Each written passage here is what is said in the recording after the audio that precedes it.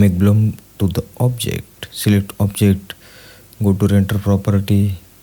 shading property, and select always. Go to timeline and select compositor, use nodes, press home key, shift A, search glare,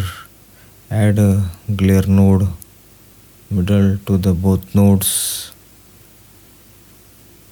then select glare type to bloom,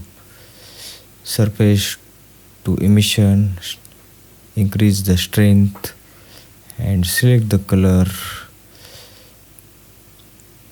then shift A,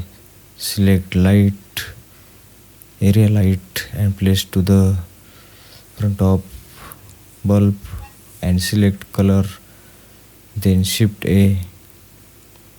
and select camera, control alter 0 and place the camera